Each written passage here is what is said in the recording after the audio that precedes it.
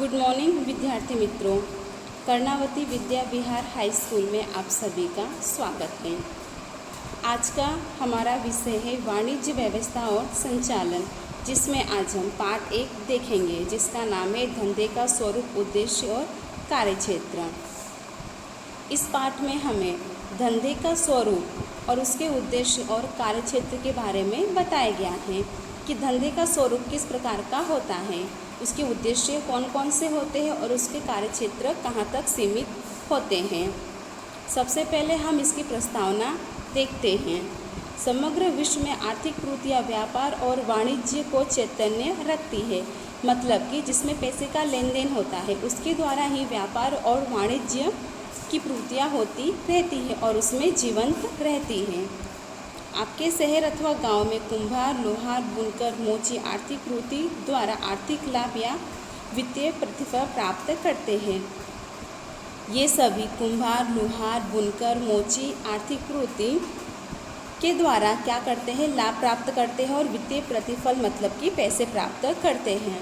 शहरों में छोटे बड़े कारखानों में हजारों श्रमिक कार्य करके रोजगारी प्राप्त करते हैं। वो काम के स्वरूप में क्या वेतन प्राप्त करते हैं। ये समस्त प्रवृत्तियाँ आर्थिक प्रवृत्तियाँ हैं जिसमें पैसे का लेन देन होता है, जिनका उद्देश्य आर्थिक आय प्राप्ति का है, जिसका मुख्य उद्देश्य क्या होता है, आय प्राप्त करने का होता है, पैसे प्राप्त करने का होता है। धंधा लाभ के उद्देश्य से की जाने वाली आर्थिक प्रवृत्ति है। जो धंधा है वो क्या है, लाभ के उद्देश्य से की जाने वाली आर्थिक प्रवृत्ति कही जाती है। धंधे के अतिरिक्त व्यवसाय और रोजगार भी आर्थिक प्रवृत्ति के प्रकार है। मानवीय आवश्यकताओं में निरंतर वृद्धि होती जाती है। जो मानव की आवश्यकता है वो क्या है, दिन प्रतिदिन बढ़ती जाती है। इन आवश्यकता को संतुष्ट करने के लिए मानव को आर्थिक प्रवृत्ति करनी पड़ती है। अपनी जो आवश्यकता है उनको संतुष्ट करने के लिए, उनको प्राप्त करने के लिए मानव क्या करता है, आर्थिक प्रवृत्ति करता है, कार्य के बदले वेतन प्राप्त करता है। उदाहरण स्वरूप कृषक अनाज का उत्पादन करता है। एक किसान क्या करता है, अनाज का उत्पादन करता है। मुवक्किल की ओर से केस लड़कर वकील फीस प्राप्त करता है। श्रमिक कारखाने में कार्य करके वेतन प्राप्त करता है। इन समस्त प्रवृत्तियों का उद्देश्य वित्तीय प्रतिफल प्राप्त करना होने से इन प्रवृत्तियों को आर्थिक प्रवृत्ति कहा जाता है, जिसका मुख्य उद्देश्य क्या होना चाहिए, आर्थिक प्रवृत्ति। समाज में कुछ व्यक्ति आर्थिक लाभ अथवा वित्तीय प्रतिफल प्राप्त करने के उद्देश्य बिना प्रवृत्ति करते हैं। बहुत से लोग क्या होते हैं, कोई भी प्रतिफल प्राप्त नहीं करने के लिए प्रवृत्ति करते हैं। वो सिर्फ क्या करते हैं, समाज सेवा के लिए कार्य करते हैं। वो सभी प्रवृत्ति कैसी होती है, बिना आर्थिक, मतलब उसमें कोई भी पैसे का लेन देन नहीं होता है, सिर्फ सेवा करना होता है। उदाहरण के स्वरूप में समाज सेवक समाज सेवा के उद्देश्य से कार्य करते हैं। कोई चिकित्सक समाज सेवा के उद्देश्य से प्रेरित होकर मुफ्त चिकित्सा सेवा दे तो यह उसके लिए अनार्थिक प्रवृत्ति कहलाती है। अनार्थिक प्रवृत्ति में आर्थिक लाभ, वित्तीय प्रतिफल अथवा आर्थिक आय का उद्देश्य नहीं होता है। अब हम देखते हैं आर्थिक प्रवृत्ति। आर्थिक लाभ या वित्तीय प्रतिफल प्राप्त करने के उद्देश्य से की जाने वाली प्रवृत्ति अर्थात आर्थिक प्रवृत्ति। आर्थिक प्रवृत्ति किसे कहते हैं, आर्थिक लाभ या वित्तीय प्रतिफल प्राप्त करने के उद्देश्य से जो कोई भी प्रवृत्ति की जाती है वो सभी क्या है, आर्थिक प्रवृत्ति, जिसमें मुख्य उद्देश्य क्या होता है, आय प्राप्त करने का। जीवन यापन करने के लिए मानव को आर्थिक प्रवृत्ति करनी पड़ती है। अपने जीवन गुजारने के लिए वो क्या करता है, आर्थिक प्रवृत्ति करता है, कार्य के बदले में पैसे प्राप्त करता है, जिससे वो अपना जीवन यापन करता है, जिससे धन प्राप्त करके मानव अपनी आवश्यकताएं संतुष्ट कर सकता है, अपनी आवश्यकताओं को संपूर्ण प्राप्त कर सकता है।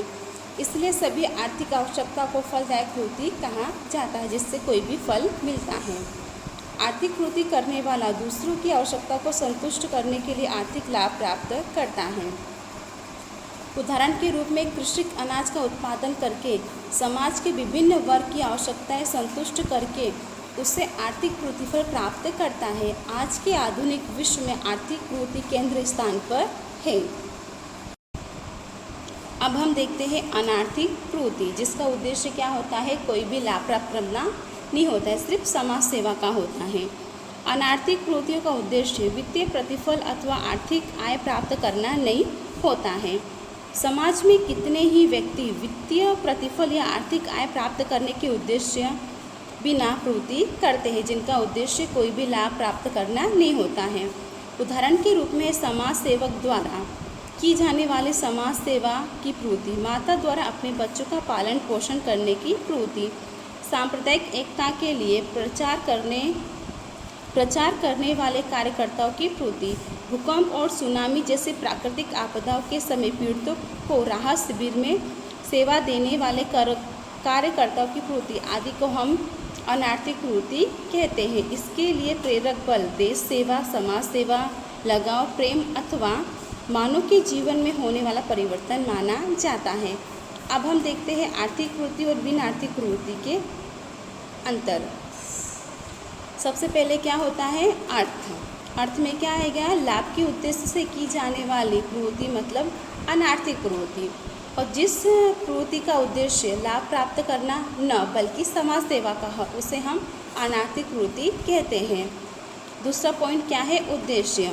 आर्थिक प्रवृत्ति का मुख्य उद्देश्य क्या होता है, लाभ प्राप्त करना, जबकि अनार्थिक प्रवृत्ति का मुख्य उद्देश्य क्या होता है, समाज सेवा, मानव सेवा और देश सेवा करना।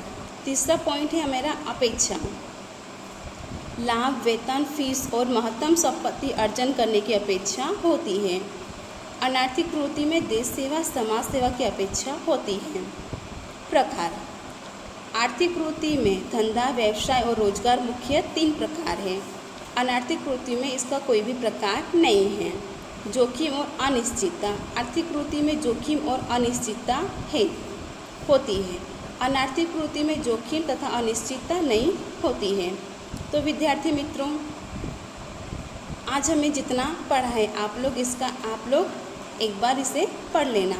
जो पॉइंट समझ में ना आए आप नेक्स्ट वीडियो में वो पॉइंट हम वापस देख लेंगे।